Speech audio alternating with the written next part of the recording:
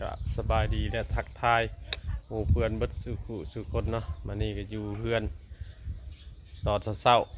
สวยเจ้าหน่อยออกไปป่าพี่น้องตอนนี้กำลังอยู่เพื่อนอยู่ซานตื่นนอนมาเนาะกาสิเฮ็ดอยู่เฮ็ดกินป้าใหญ่เพิ่นก็ยังคาลูกคาหลานเนาะอัน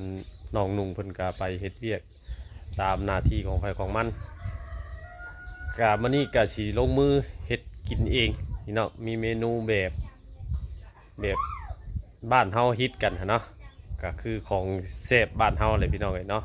แล้วแต่ผู้มักแล้วแต่ผู้อยากว่าซั่นซะนะวันนี้ลุงใหญ่ก็สิลงมือเฮ็ดเองเลยเพราะว่าปังป้าใหญ่เพิ่นก็ยากลูกยากหลานแล้วก็ทั้งลูกทั้งเต้าเพิ่นก็ไปเฮ็ดเวียกของไผของเราเนาะแต่ลุงใหญ่ก็อยู่เพื่อนวันนี้ก็สิเฮ็ดอยู่เฮ็ดกินแล้วจังสิออกไปข้างนอกไปพบไปพ่อกันอยู่พุ่นแหละพี่น้องเอ้ยเนาะน้องปลาพุ่นแหละจักสิมาบ่มาเนาะมือได้มือบ่ได้ก็บ่ว่ากันโอเคพี่น้องมาพ่อแล้วก็สิเฮ็ดอยู่เฮ็ดกินเลยมันเนาะไปเบิ่งว่าลุงใหญ่สิเฮ็ดกินหยังพี่น้องนี่หม้อพดหัวอยู่เมนูมื้อนี้ก็คือเปิดเบิ่งเลยนะว้าเมนูยอดฮิตขัวหน่อไม้พี่น้องเอ้ยบ่แม่นนั่นอาหารดูๆแล้วบ่แม่นอาหารราคาแพงดอกบ้านเฮาก็มีแต่ซ้ำนี่แหละเนาะขัวหน่อไม้กินยามนี่ก็ขัวหน่อไม้ก็ถือว่าเป็นบ่แม่นหน่อไม้สดดอกมันเป็นหน่อไม้ดองแต่เฮ็ดไว้แต่ยามให้ยามนาแต่ยามมันมีอยู่เนาะยามนี่ญาติบ่ค่อยมีได้เป็นหน่อไม้สดแบบว่าเฮาเอามาเผาแล้วก็ขั่วกินเลยนะอย่างหายากแหละเพราะว่ามันเป็นฤดูแล้งเนาะฤดูที่ว่าใบไม้แห้งแล้วก็เป็นฤดูที่ว่ายังพื้นดินแห้งบ่ซุ่มบ่หยังกะไม้หน่อไม้หยังมันก็บ่ค่อยเกิดแล้วแต่ว่าเพิ่นก็เฮ็ดไว้ก็แต่ยามหน้าพุ่นแหละเนาะอันนี้ก็เว้าง่ายๆก็ผู้ใดขี้คร้านเนี่ยก็บ่ได้กินเด้มีแต่ซื้อกินเด้นี่นะว่านอกจากที่ว่าเฮาหาไว้แต่ยามนั้นเฮาหาไว้แต่ยามนี้เฮาก็เอามาคั่วกินพี่น้องเอ้ยดนๆเปลี่ยนก็บ่ได้มีอาหารฤดูหรอกมีแต่ประเภทนี่แหละหน่อไม้ปูปลาหอยไปสิเด้เนาะตามเกิดพี่น้องเอ้ยเนาะกินเพื่ออยู่โอเคเนาะวันนี้ก็ต้มนี่แล้วก็อย่านางก็คือสิจืดแล้วแหละสิลงมือปรุงบาดนี่มีหยังเนี่ยเอาพี่น้องเนาะไปเบิ่งน้ำกันเนาะโอเคพี่น้องเขาก็สิเริ่มปรุงก่อนมันมีเป็นหยังกะขออนุญาตบาดคำน้ำพี่น้องเลยผู้ใดบ่มักกินแนวนี้แต่ว่าทางเฮาก็สิเป็นอาหารแบบบ้านนอกบ้านอาหารพื้นบ้านเฮาคนแบบว่าคนบ่มีฐานะนี่แหละจังได้กินแบบนี้เนาะคนมีฐานะเพิ่นก็คือสิเบะซบเบะปากก็บ่ว่ากันของกินมันอยู่กับผู้มักเนาะคักกับผู้กินจังซั่นแล้วเฮาก็สิเริ่มปรุงเลยเอาปลาแดกก่อนเครื่องปรุงก็บ่มีหยังหลายดอกพี่น้องเอ้ยปลาแดกเนาะขาดบ่ได้นี่ก็คือปลาแดกปลาแดกกับปรุงสุกเรียบร้อย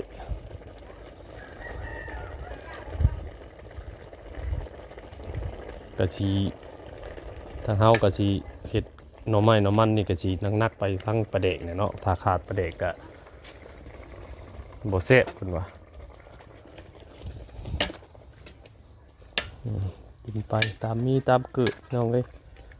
ของตะโพตะเมเพิ่นพากินเฮาก็กินมาเลยตะดอดมันบ่มีนี่เนาะไผก็อยากอยู่อาหารฤดูละลาเนาะอาหารแบบอันนี้อาหารพื้นบ้านเฮาหาได้ตามฤดูกาลก็มีอันคนว่ากินแบบนี้สิมีประโยชน์บ่มีวิตามินเป็นหยังบ่ก็บ่ฮู้คือกันพี่น้องเอ้ยเนาะฮอดมือตายก็ตายคือกันเบิดไปก็ได้ฮอดมือเจ็บมือโซก็เป็นเบิดบ่เกี่ยวกับแนวอยู่แนวกินดอกถ้าลุงใหญ่ว่าเนาะอันนี้ก็ผงนัวหรือว่าผงชูรสใส่ลายเสพลายใส่ลายก็นัวลายอันนี้ก็ใส่หน่อยใส่ลายก็ขึ้นกับผู้มักคือเก่าเอาก็สิได้ใส่อันครบเกลือกับพอใส่ ใส่ปลาแดกแล้วก็สิใส่ผงนัวก่อนก็ให้น้ำจะนางจืดก่อนลุงใหญ่ก็บ่ค่อยถนัดปานใดเด้อพี่น้องอันเฮ็ดเนี่ยกินนี่แต่ว่าพอเฮ็ดได้อะนะแต่ปกติก็เป็นก็บ่ได้ว่าหน้าที่เราเนาะซอยกันไผทันเฮ็ดก็เฮ็ดแล้วก็มีประเภทนั้นหยังอันเนี้ยผักขะแยงก็จักเบิดเลยเห็นบ่นี่ยังเหลือแต่นี่ผักขะแยงอ่อนเดี๋ยวนี้ก็บ่ค่อยยังมีได้นี่นะอันนี้ยังเหลือที่ว่าน้ำหม่งมันซุ่มมันหยังแน่มันยังบ่ยุบบ่หยังหันนะขัวหน่อไม้แกงหน่อไม้นี่ถ้าบ่มีผักกระเยงมันก็สิไปทั้งไม้เลยนี่ยังบ่มีกลิ่นหอมยังบ่ได้เพราะว่ามันจืดก่อนโอเคกินแล้วก็ไปเวียกไผเวียกมันเอากับบ่มีเวียกมีงานก็ออกไปหาอยู่หากินมาใส่ครอบใส่ครัวคือเก่าพี่น้องเอ้ยปัญญาของลุงใหญ่ก็คือสิได้หาปูหาปลาเบิดเท่านั้นแหละคือสิบ่มีปัญญาหาเงินหาค่ำหรอกเนาะชิมมึงก่อน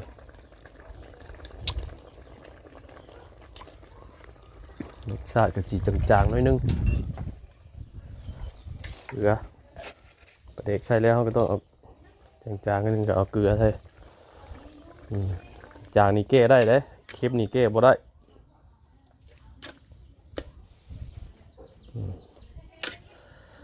อันนี้ก็ยังเห็ดมันเสพก่อนนะขั้นตอนตัวนี้นะเห็ดมันเสพถือปากก่อนเพราะว่าหอมนี่ยังบ่มีเขาต้องมีตัว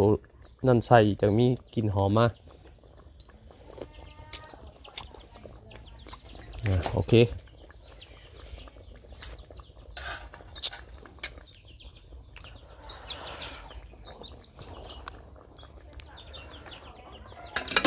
ขั้นตอนนี้ก็จะขวดน้ำไม้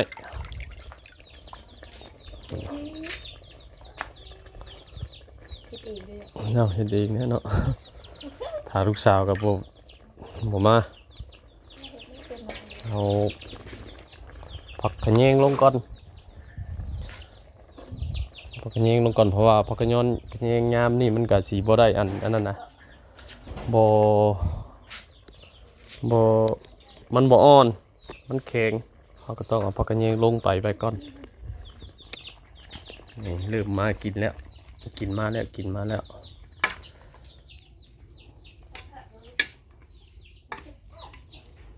มาคุดฟักบ่น้องมานำเบิดดิถ่ายกินข้าวเด้อบอกน้องเด้อ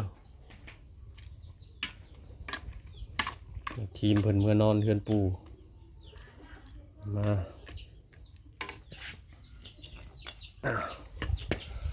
เริ่มหอมแล้วกลิ่นหอมแล้วน้อยเรื่องอันเครื่องปรุงนี่ถือว่าพอดีได้ส่วนในรสชาติก็สิมีอย่างไรบ่มีอย่างไรมีแต่ปลาแดกเนาะแล้วก็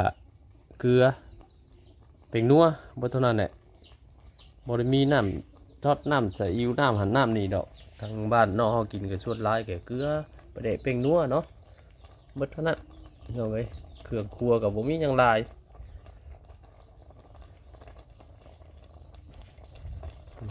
ให้โพดติ้งหน่อยยกแล้วขั้นตอนสุดท้ายเฮาก็สิเอาอันนี้แหละลงเลยใบผักเป็ดเนาะแต่ว่าทางอื่นบ่ฮู้ว่าห้องจังไดนะทางบ้านเฮานี่มีแต่ฮู้ว่าใบผักเป็ดเฮาก็ปลูกไว้น้ำเพื่อนน้ำชานเฮาเองเนี่ยบ่ได้เน้น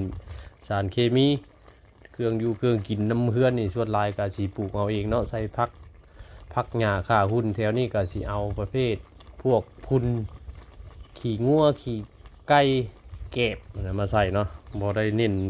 ใส่ยาใส่ปุ๋ยฉีดยาบ่เพราะว่าเฮาบ่เน้นกับสารเคมีเนาะเฮาสิเอาพวกอินทรีย์มาใส่เอาอันนี้กับผักเป็นเฮาปลูกเองน้องเอ้ยโอ้ยลงไปเลย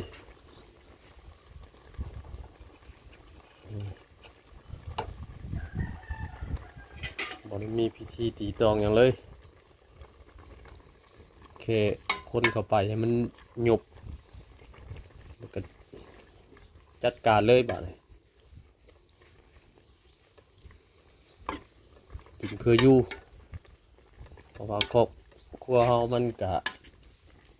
บ่ถึงขั้นว่าเฮามีสิทธิ์เลือกว่าอยากกินหันกินนี่นะเฮามีแต่ว่ามีหยังกินเฮาก็กินไปตามฐานะของเฮากินเพื่ออยู่แต่ละมื้อแต่ละวันเนาะเฮ็ดจังไดมันพอบ่มีสิทธิ์เลือกการอยู่การกินไปสิว่าตัวนี้มีสารอาหารตัวนี้ขาดวิตามินเป็นหยังเฮาก็บ่ได้สนใจเพราะว่าการเฮากินเป็นหยังก็อิ่มเบิดเพราะว่าเฮาเคยกินไปจังซี่บางครัวเพิ่นมีเฮาก็บ่ได้สนใจเนาะเฮากินตามฐานะครอบครัวเฮาหาได้เฮาก็กินหาจังได้เฮาก็กินเท่านั้นบ่ได้เน้นบ่ได้เลือกอีกสำนี้ก็สำเร็จแล้วพี่น้องเอ้ยนี่ผู้ลางคนนี่ก็สิถ้าผู้อีกแบบหนึงก็คือจะได้เอาข้าวคั่วนะข้าวคั่วข้าวใหม่ใช่แต่ว่าทั้งครอบครัวลุงใหญ่คือสิบ่ได้เน้นเนาะเพราะว่าบ่ได้เอาแต่ผู้มักไปหน่อยนี่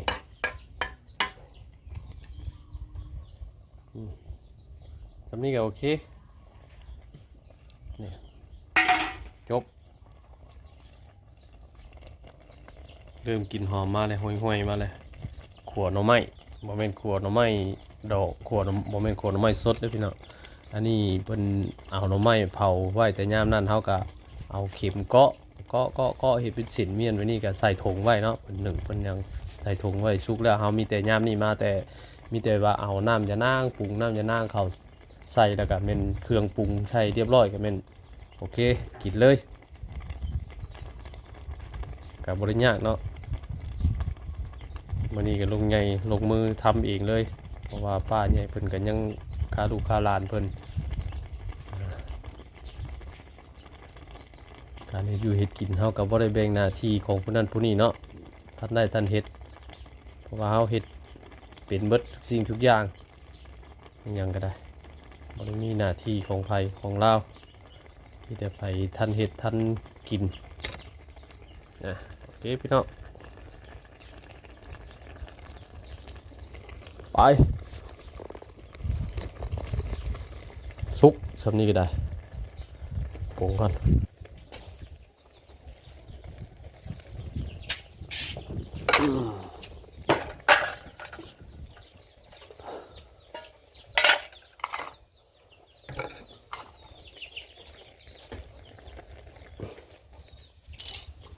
นี่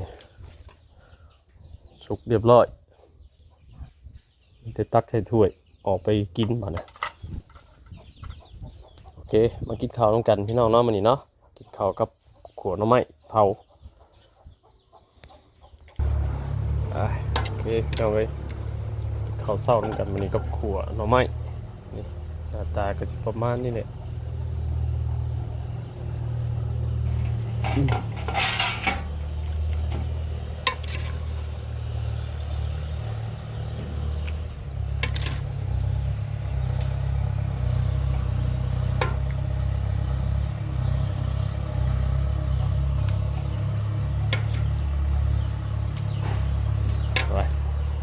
บวกใส่ไปกินจบอันนี้โอเคพี่น้องเนาะมากินข้าวกันเด้อข้าวเช้าพี่น้องเลยเติมพลังก่อนออกไปป่าออกไปหาอยู่หากินต่อไปมีอย่างเอานั่นที่ว่ากินได้เนาะโอเค